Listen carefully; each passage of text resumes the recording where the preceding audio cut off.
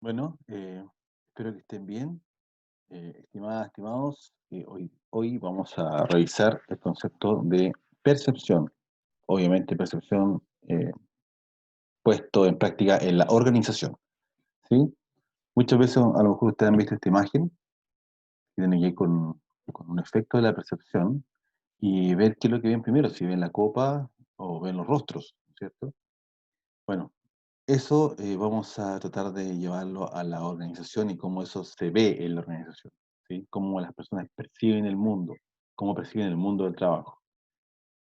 En momentos presenciales, me acuerdo del año pasado, eh, en una clase les pregunté cómo percibían el trabajo. Claro, había distintas opiniones sobre el trabajo y esas opiniones podían ser más positivas o negativas o con matices, pero siempre estaba teñido de la experiencia de aquellos trabajadores, alumnos que, que tuvieron al momento de ejercer una labor determinada. Entonces es importante revisar este concepto para poder mirar y cómo nosotros también tenemos algo que decir respecto como profesionales de psicología, respecto a este tema.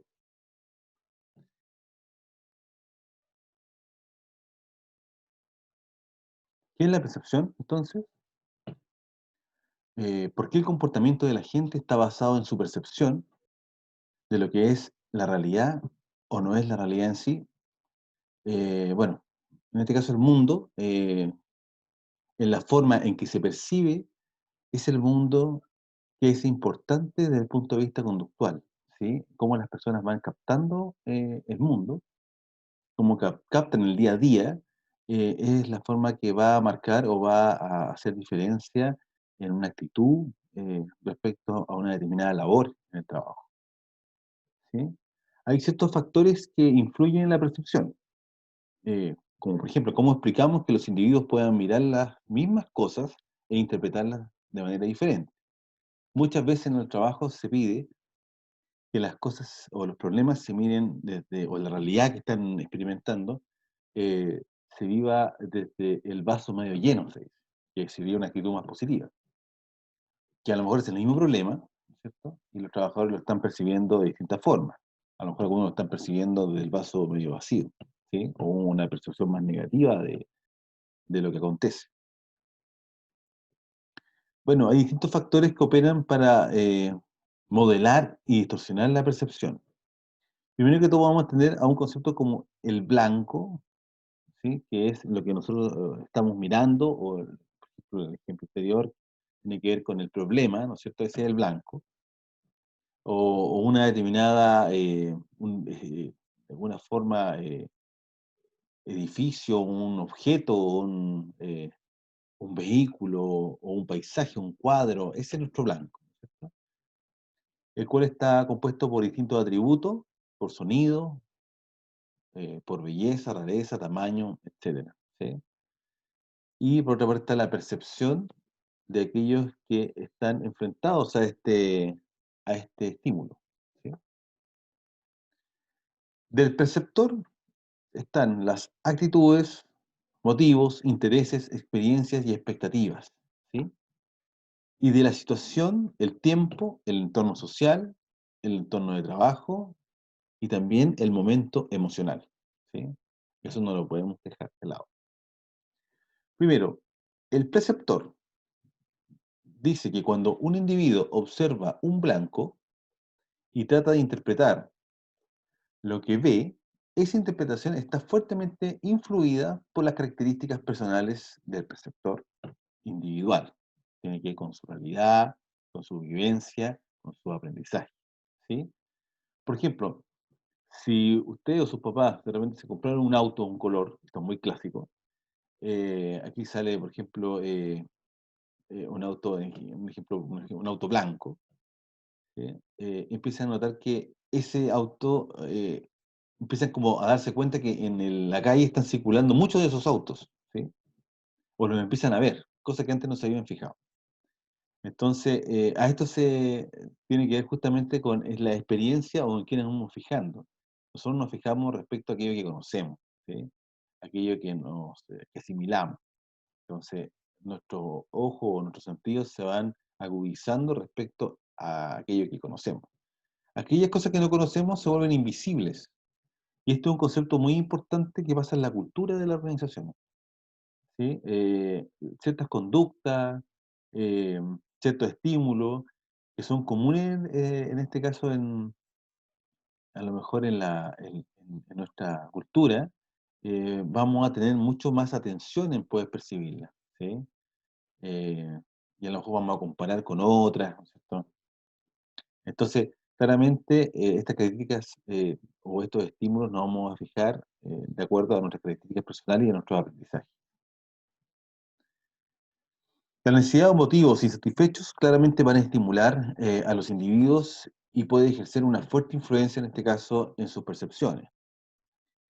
Hay una investigación sobre el hambre, hay un estudio que habían dejado de comer por diferentes lapsos, los que no comían desde hace 6 horas percibieron las imágenes borrosas como imágenes de comida con mucha mayor frecuencia que aquellos sujetos que habían comido solo hace un poco tiempo antes. Claramente porque la atención, el cerebro dice, necesito comer, entonces empieza a buscar todos estos estímulos en el medio para poder percibirlo y poder de alguna forma decirle, ¿no es cierto?, a nuestro cerebro es hora de comer, ¿cierto? Entonces empieza a fijar en eso. No así aquellos que ya habían comido porque no tenían esa necesidad, ¿sí? Por otra parte, el blanco. Las características del blanco que se está observando puede afectar lo que se percibe. Grupo, a la gente ruidosa, que a la gente quieta, ¿sí? De alguna forma uno empieza a agrupar, ¿no?, a las personas que están eh, en cierta situación y de esa forma vamos ordenando un poco también lo que estamos observando, ¿sí? El movimiento, el sonido, el tamaño y otros atributos del blanco modelan la forma en que los vemos. Puesto que no observamos los blancos en aislamiento, la relación de un blanco con su entorno influye en la percepción, como también lo hace nuestra tendencia a agrupar cosas que son similares o cercanas entre sí. Por tamaño, como decía recién, por música. Nosotros tenemos, los seres humanos tenemos esa capacidad de poder ir ordenando por características, ¿sí? Y ahí también se cae en ciertos aspectos de prejuicio, ¿no es cierto? Que se da, por ejemplo, con el tema del racismo y con otras temáticas más de discriminación, ¿sí? Donde agrupamos, eh, pasaba mucho en Estados Unidos, por ejemplo, que la delincuencia estaba situada más en personas de raza, de color eh, moreno, ¿no es cierto? O afroamericano, y había una tendencia a decir, entonces, los afroamericanos son delincuentes. Aquí pasa lo mismo en Chile, cuando se habla, por ejemplo, de que ciertos barrios son aquellos que donde hay más delincuentes, por ejemplo.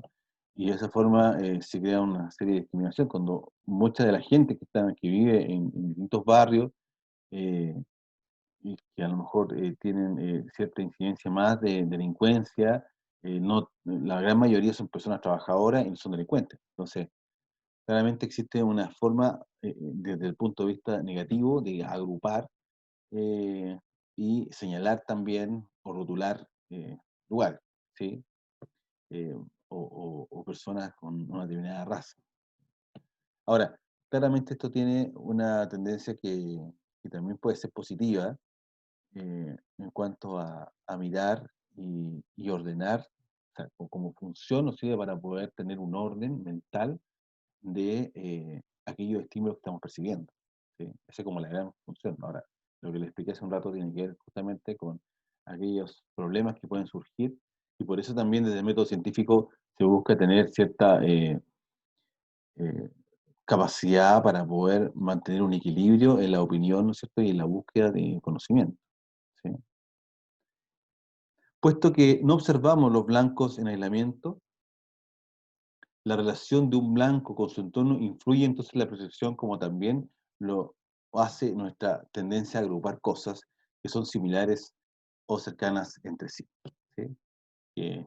que es lo que hemos estado explicando. Lo que vemos depende de la forma en que separamos una figura de su entorno no general, ¿sí? Aquí hay un ejemplo. Bueno, recién habíamos visto, en este caso, el ejemplo clásico que es de la copa y el rostro, ¿sí? Pero aquí en el ejemplo al lado tenemos, por ejemplo, que los objetos de la izquierda pueden parecer a primera vista como un vaso color blanco, pero finalmente pueden ser rostros y eso va a depender del conocimiento que tengan las personas para poder, o la experiencia que hayan vivido para poder visualizar esto. Pero lo que está al lado es, a primera vista, puede surgir como una serie de elementos, como figuras modulares, ¿no es cierto? Pero si uno tiene una mirada más general y uno se aleja un poco de esta imagen de percepción, se da cuenta que hay una palabra escrita, ¿sí? Y esa palabra, file, ¿sí? Entonces, muchas veces cuando estamos sumergidos en una organización, viendo una problemática puntual, hay veces que no logramos ver el total del problema, ¿sí? Y necesitamos una mirada que tiene que ver con una mirada mucho más sistémica de lo que estamos vivenciando. Entonces, a veces hay que tomar cierta distancia. Muchas organizaciones utilizan consultores externos por esa misma razón, porque son capaces de no estar tan influidos, tan sumergidos en la problemática de la organización y pueden tener una mirada mucho más global de lo que ocurre, ¿sí? Una percepción más global de lo que ocurre y no solamente centrado en algún punto específico. La situación, que también es uno de los elementos que hay que tener en cuenta, ¿sí? Es importante en este caso el contexto en que vemos los objetos o hechos, ¿sí? Eh, Claramente la opinión que tengamos, como decía hace un momento, va a estar influida totalmente eh, por nuestra experiencia, ¿no? Mala, buena. Los elementos del entorno circundante influyen en nuestras percepciones. Eh, Aquí hay un ejemplo. Presencia de una mujer de 25 años en traje de noche, con mucho maquillaje, en un club nocturno el sábado por la noche. Sin embargo, esa misma mujer vestida de la misma forma en una clase de administración el lunes por la mañana, ciertamente llamaría mi atención, dice. Obviamente hay contextos donde uno se puede de alguna forma mostrar de una forma o darse ciertos permisos, pero también el contexto lo permite, ¿no es cierto? Y también, por otra parte, existen contextos donde uno debe cumplir con ciertos protocolos y para ello se necesita un ajuste. Y ese ajuste es importante ahí el sentido común eh, y también el juicio de realidad para poder saber dónde estoy situado, ¿no es cierto? Que es como mi brújula. Ni el perceptor ni el blanco cambiaron entre el sábado por la noche y el lunes por la mañana, pero la situación es diferente. Entonces ahí hay que tener claro en qué situación se da el acontecimiento, ¿sí?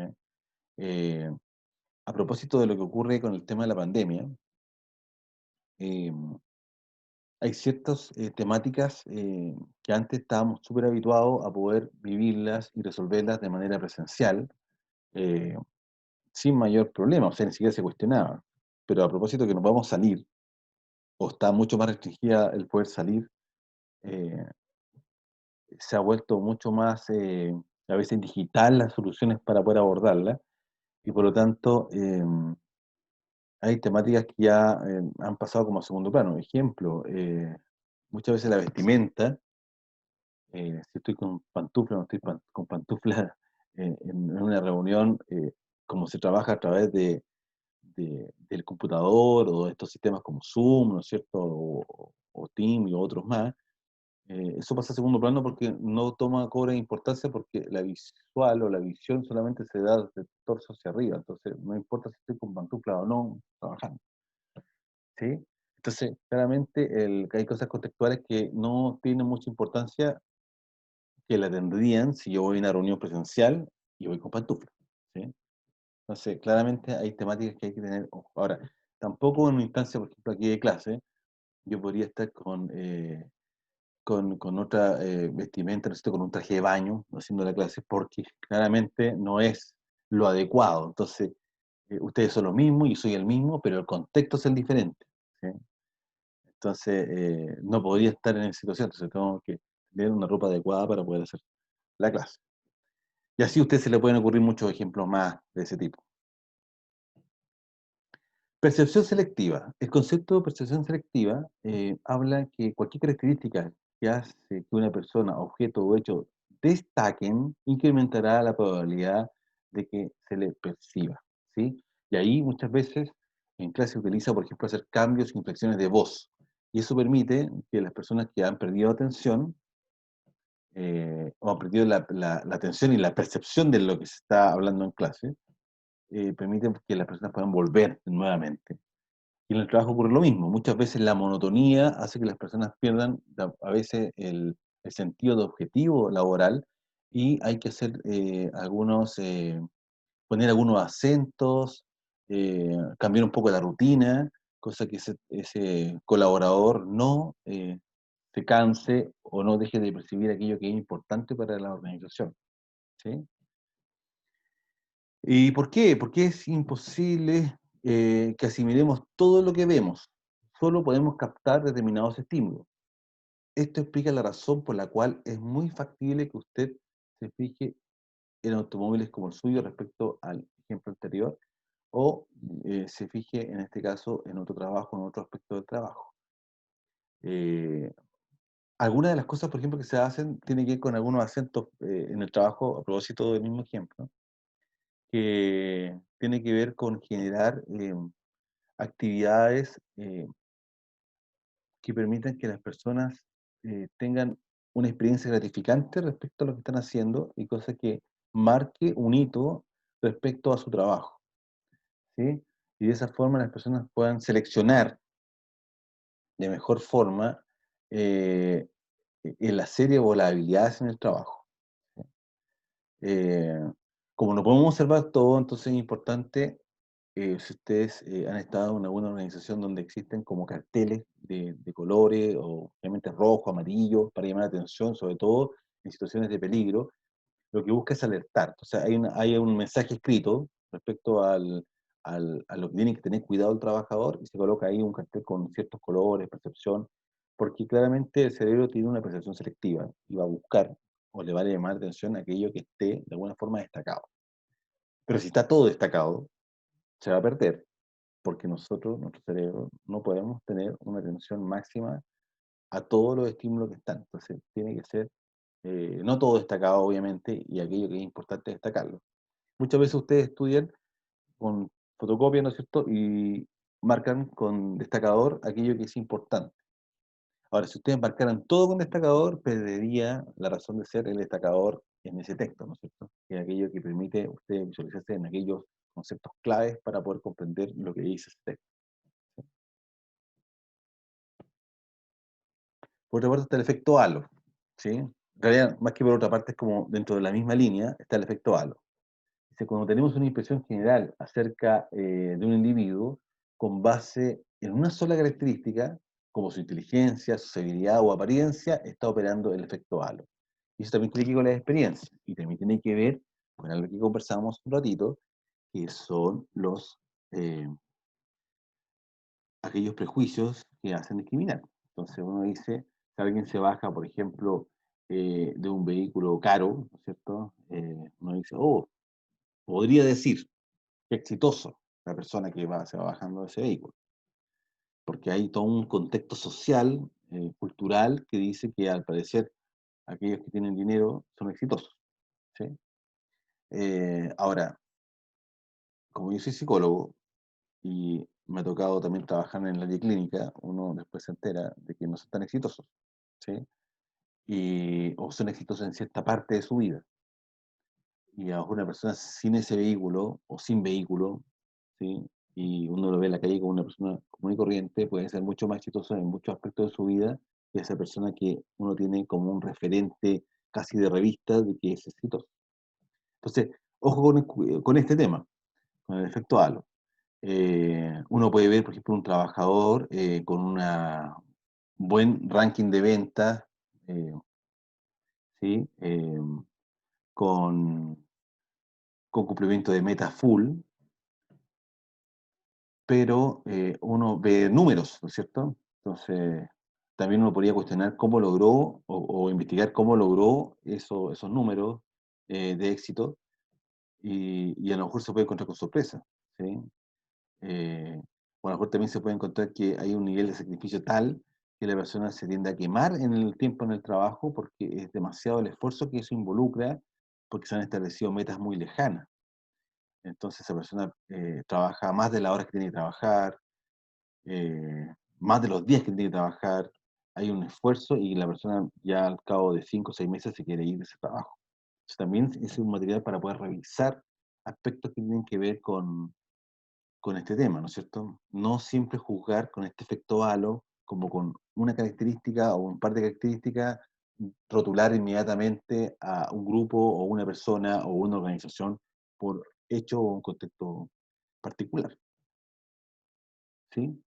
Y por otra parte, el efecto contraste, que es la evaluación de las características de una persona que se ven afectadas por la comparación con otras, recientemente encontradas, que califican más alto o más bajo en esas mismas características, ¿sí? Eh, Tender a ir como a la dicotomía del blanco o negro, ¿no es cierto? Tratar de contrastar, oye, mira, esta que también es un atributo de la percepción muy común que uno tiende a comparar, ¿sí? Eh, y uno puede tender a perder objetividad en esto cuando uno no lo contextualiza. Entonces, una persona, un trabajador puede ser muy exitoso en cierto contexto, en el cual a lo mejor fue contratado para ese contexto, pero en situación de pandemia, por ejemplo, no funciona de la misma forma, no logra vender, y uno podría decir, oye, pero ¿cómo este trabajador pudo vender? Mira la estadística de venta, que son a lo mejor antes de la pandemia, y contratamos gente que está trabajando comenzó dentro de la pandemia y no ha podido vender, y las comparamos y las catalogamos como malos vendedores.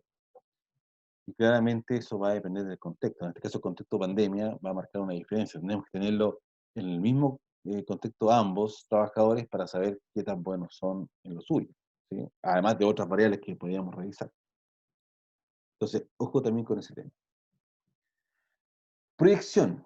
La proyección también es algo que hay que tener cierto cuidado, porque es fácil juzgar a otras personas si suponemos que son similares a nosotros, ¿sí? Entonces, el famoso, pero ¿cómo yo aprendí a trabajar de esta forma? Eso es porque yo estoy midiendo desde mi experiencia, ¿sí? Entonces tengo que tratar de buscar algunos instrumentos que sean más objetivos en ese aspecto para poder medir de mejor forma estos aspectos, ¿sí? Eh, Aquí el ejemplo dice, uno es honesto y digno de confianza. En la misma forma, damos por hecho que las demás personas son igualmente honestas y dignas de confianza. Entonces, por eso es importante poder medir y evaluar esas características. La tendencia a atribuir las críticas propias, llamada proyección, puede distorsionar las percepciones acerca de las otras personas. Por eso hay que tratar de tener indicadores que sean más objetivos para poder tener una visión de cómo se pueden hacer las cosas. Por ejemplo, en selección de personal se aplica la entrevista conductual. Entonces, ¿qué es lo que uno hace? Uno le pregunta a la persona que le cuente de su experiencia cómo han resuelto ciertos problemas. Por ejemplo, atención al cliente. ¿Cómo ha resuelto? Cuénteme una experiencia que usted haya tenido con un cliente conflictivo y que haya llegado a buen término finalmente. Entonces, la persona tiende a describir su vivencia, ¿sí? Y en base a eso, uno logramos también una descripción mucho más objetiva de los hechos, ¿sí? Y no solamente vamos a buscar ejemplos que estén condicionados a nuestra realidad y a nuestra experiencia, ¿sí? Esa entrevista conductual es bien entretenida para poder trabajar en selección de personas. Por otra parte están los estereotipos, que tienen que ver cómo jugamos a alguien a partir de nuestra percepción del grupo al que pertenece. Estamos utilizando un tipo de camino fácil llamado estereotipo. Eh, las mujeres no cambian de ciudad por un ascenso. Eso podría ser, en este caso, un estereotipo. Los hombres no están interesados en el cuidado de los niños. Un estereotipo. Los trabajadores de mayor edad no pueden aprender nuevas habilidades. Otro estereotipo. Los inmigrantes asiáticos son industriosos y meticulosos. También es otro estereotipo, ¿sí? Las personas con sobrepeso carecen de disciplina. Otro estereotipo, prejuicio, ¿cierto? Y claramente nosotros si hacemos eso solamente por ciertas características de las personas, vamos a darle ciertas atribuciones que no siempre están cercanos a la realidad. Entonces, desde un punto de vista perceptual, si las personas esperan ver estos estereotipos, eso es lo que percibirán, sea correcto o no, ¿sí? Las personas van a ver eso porque tiene ciertas características que dice, de acuerdo a mi percepción, a mi visión de mundo, que eso es porque tienen esas características las personas o se van a comportar de tal forma porque tienen esas características. Entonces, ¿cuál es el llamado? Cuidar de no confiarse en el estereotipo y si uno tiene una hipótesis respecto a una característica de una persona, uno debería tratar de comprobarla al momento de la selección, al momento de la evaluación de desempeño, y eso basta tener una entrevista y poder recopilar información respecto a eso, ¿sí? Y poder tener siempre en contexto, ¿sí? Porque estaría contrastando mejor información, pero necesito yo un contexto que permita evidenciar de buena forma la realidad de ese grupo o esa persona o esa organización, ¿sí? Bueno, estos son algunos conceptos básicos que les quería repasar. Yo sé que lo están revisando en el texto de Darío, perdón, de Robbins, ¿sí? En comportamiento organizacional. Quería pasar un poquito por estos temas y darle algunos ejemplos que están más ligados a la organización, ¿sí? Eso es, en este caso, el concepto de percepción.